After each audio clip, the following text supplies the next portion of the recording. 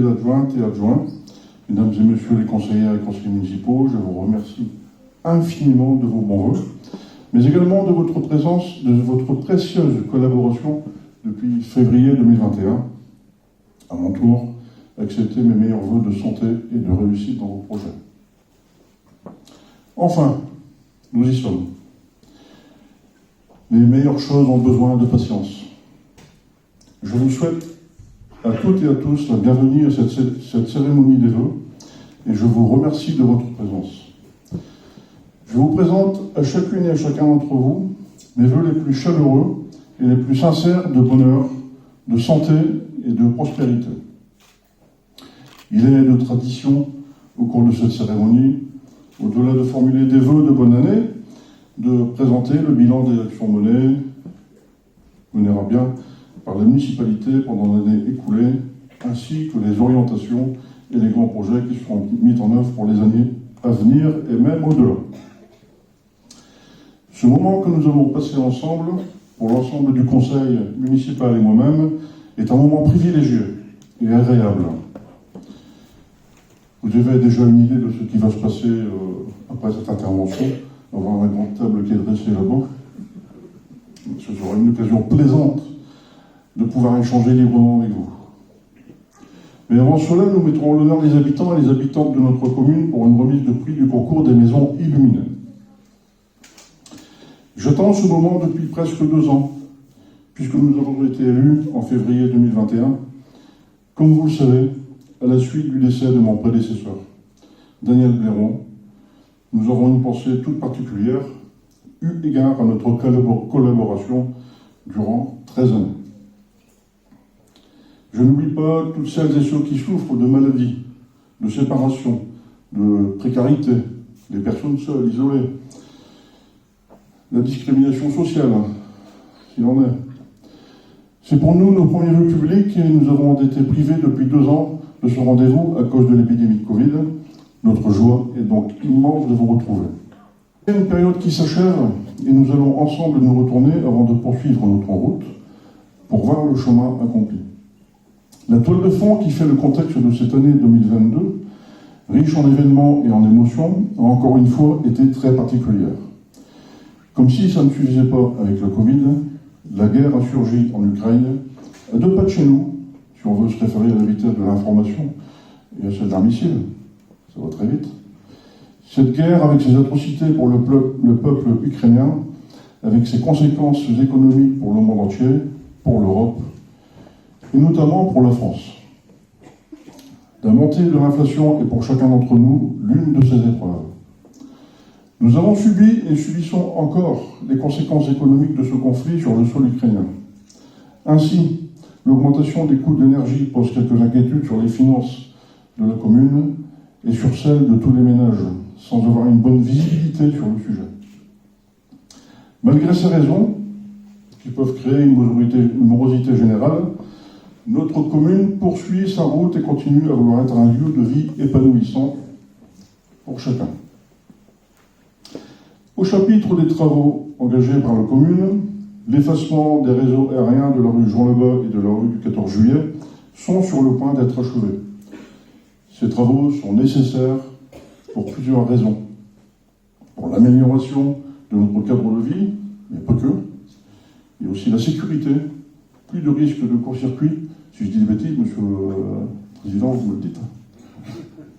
La sécurité pour plus de risques de court-circuit et de perte d'énergie, mais aussi la rénovation des réseaux électriques vieillissants, de communication et des réseaux d'eau.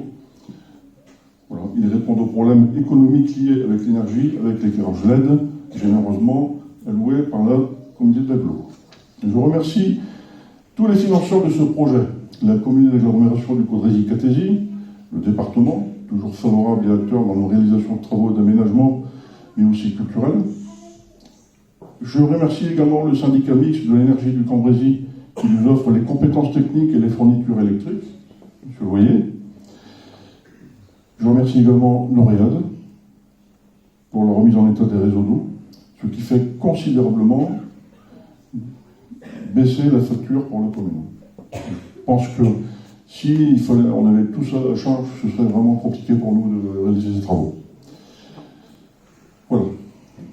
Ces travaux d'évacuation des réseaux aériens ont débuté au début du mois de juillet 2022 et se termineront vers le 12 ou 13 janvier.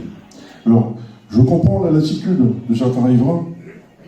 Ces travaux sont très longs, mais nécessaires, et je vous prie de bien vouloir m'excuser de la longueur de ces travaux. Les raisons de ces retards sont d'ordre technique, de personnel, de congés, d'intempéries avec le gel. Technique, car à la demande des services techniques du département, il a fallu creuser plus en profondeur la tranchée de voirie. Imprévu, une route en béton sous l'existant a demandé plus de temps et de moyens mécaniques. 2 arrêts de travaux pour fuite de gaz. Donc, et les congés, tout ce qui s'ensuit. Voilà. Donc la fin de cette tranche de travaux d'effacement des réseaux aériens nous amène sur le projet de réhabilitation du quartier du 14 juillet, où 22 logements devraient, au conditionnel toujours, devraient sortir de terre. Ce projet est accompagné par le cabinet d'aménagement Norsem depuis 2018. Évidemment, et je comprends les inquiétudes des habitants du quartier du 14 juillet, dit Malandrerie. Aujourd'hui, ils sont dans une tranquillité, je veux dire, il n'y a personne là-bas au fond de la Malandrerie. Mais ce lieu de vie a été très peuplé en son temps, puis voué à l'abandon.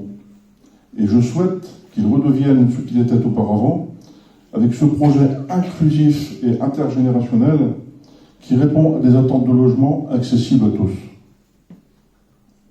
D'autres raisons motivent ce projet. La loi climat et résilience, on en a parlé avec le président du comité d'agglo, fixe un objectif de zéro artificialisation nette des sols d'ici 2050. C'est demain. Ce qui implique la révision de notre plan local d'urbanisme. En clair, nous ne pourrons plus bâtir sur les zones agricoles.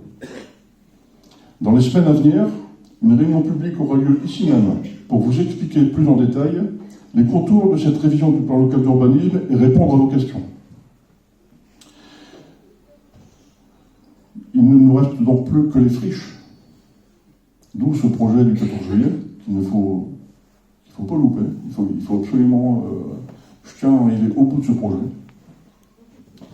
Et les dents creuses, les friches et les dents creuses, surface constructive dans le village. Ce projet répond également à l'équilibre et à la pérennité de notre cadre de vie. Grâce à vous tous, Kévy est un village très actif dans le sens associatif, culturel, sportif et aussi artistique. Un formidable lien social. L'école publique qui compte près de 200 élèves, avec un enseignement reconnu, et tout cela contribue au maintien de l'activité commerciale du village, qui est inséparable pour moi. Pour le moment, seul le département du Nord a répondu favorablement à cet appel à projet. Une seconde réunion du comité de pilotage a eu lieu le 15 décembre dernier, en présence des représentants de l'État, de la région, du département, de la communauté d'agglo du Caudrésie-Catésine, que nous solliciterons à nouveau dès ce mois de janvier 2023. Prochainement, en janvier, commenceront les travaux de réfection des trottoirs de la rue de Fontaine, comme promis, depuis un aménagement piéton et l'effacement du fossé à la sortie du village côté gauche, la route qui va sur Solem. Il y a aussi un autre projet attenant à l'école publique, celui de l'aménagement d'une nouvelle périscolaire et cantine dans l'ancien bâtiment Murat. Ce sera le prochain investissement de la commune. Mais pour les mois à venir, la prudence s'impose sur le plan budgétaire. Les messages sont passés. Et nous savons qu'il ne faut pas courir de lièvre à la fois. Parole de chasseur. Plus tard, un autre projet qui me tient à cœur, c'est la réhabilitation de l'ancienne salle de danse, à côté de la salle Daniel Blairon. Le projet est de réaliser un agrandissement du parking en effaçant le mur entre les deux fresques et transformer cette salle en médiathèque, digne de ce nom, ce qui en ferait un lieu par excellence qui invite à l'art, à la culture et au sport, en parfaite cohabitation avec les deux fresques dédiées aux peintres locaux. Pour le moment, je vous invite à vous rendre à la bibliothèque de notre ami Caldaïque, magiquement rénovée par les services municipaux, M. Dolin et M. Darras, et mis en lumière par Mme Renard, que je remercie. L'association culturelle n'est pas en reste. Notez sur vos agendas un salon du livre qui se déroulera le 25 et 26 mars prochain. À voir le nombre d'exposants, il se déroulera exceptionnellement dans la salle Daniel Bléron, et de très belles surprises vous y attendront. Et je laisse le soin au président de l'association culturelle, M. Bougenir, de vous dévoiler plus tard cette exceptionnelle expo. On n'a pas dit trop, ça va. Très bien. Alors, parler travaux et projets, l'un ne va pas sans l'autre. Mais il faut aussi parler budget. Celui de la commune, nous avons clôturé notre dernier budget 2021 avec un excédent qui peut paraître confortable pour une commune comme la nôtre, mais la prudence s'impose.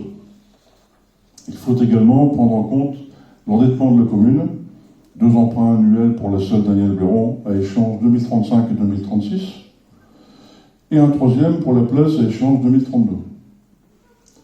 Et le programme d'investissement pour le 14 juillet, que nous finançons depuis 2019. D'accord ? Je ne vais pas vous donner de chiffres maintenant, mais bon, c'est en route, le financement est déjà bien commencé. Ces investissements nous laissent une marge d'emprunt sur investissement assez réduite, quand même. Les travaux d'effacement des réseaux de la rue Jean-Lebas et du 14 juillet sont réglés en fonds propres et subventionnés. Le prochain budget sera donc moins conséquent du fait des investissements réalisés en 2022 et des événements incertains à venir. Comme on le dit souvent, gérer, c'est prévoir, et je ne prévois donc pas d'augmentation des taxes locales. D'autres investissements ont été réalisés à l'école. Toutes les classes sont désormais équipées d'un tableau interactif. Il y a 8 classes, donc c'est quand même pas mal. Vous avez sans doute remarqué l'installation de caméras vidéosurveillance sur la place du Général de Gaulle et dans la cour de la mairie, dans le but d'assurer une protection des structures publiques et d'assurer la sécurité des riverains.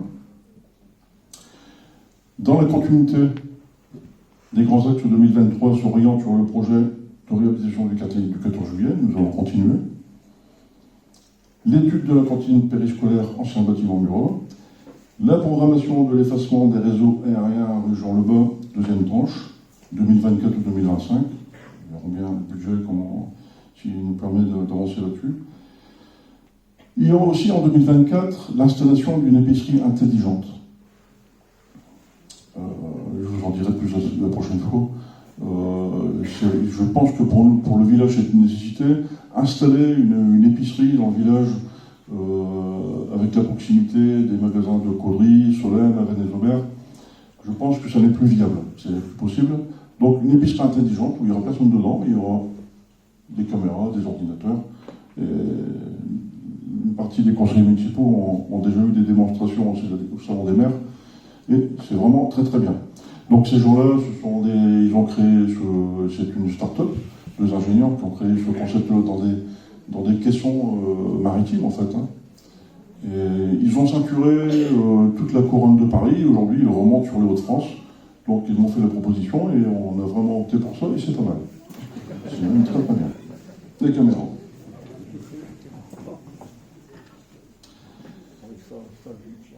Et nous prévoyons aussi, pour répondre au programme de dématérialisation et de communication des documents administratifs, prévoyons en 2023 l'installation d'une borne interactive devant la mairie. Parce qu'on les voit tous les tableaux avec les papiers, on a des difficultés à lire tellement il y en a. Un autre sujet brûlant, celui du bâtiment Okapi. Je ne vais pas employer des mots trop durs, mais c'est un problème qui perdure quand même depuis plus de 30 ans. Et nous allons proposer une solution amiable aux propriétaires pour essayer d'acquérir ce bâtiment pour pouvoir avancer plus vite. Et le cas échéant, si c'est compliqué, il faudra bien entamer une procédure pour sortir de ce problème et envisager un aménagement du carrefour, rue Jean-Lebas et rue de la Place, pour la sécurité, pour sécuriser le carrefour. Pour parler de sécurité et de savoir-vivre, je veux profiter de cette cérémonie pour faire passer quelques messages. Il m'apparaît indispensable de sensibiliser l'ensemble de la population aux règles de courtoisie et de bienveillance. notamment à l'école. Trop de plaintes concernant les stationnements ou arrêts abusifs devant l'école qui génèrent souvent des comportements irrespectueux. La liberté a ses limites. En prendre trop, c'est empiéter sur celle de l'autre. Dans le cadre du renforcement de la sécurité à l'école, l'arrêt et le stationnement devant l'école est interdit.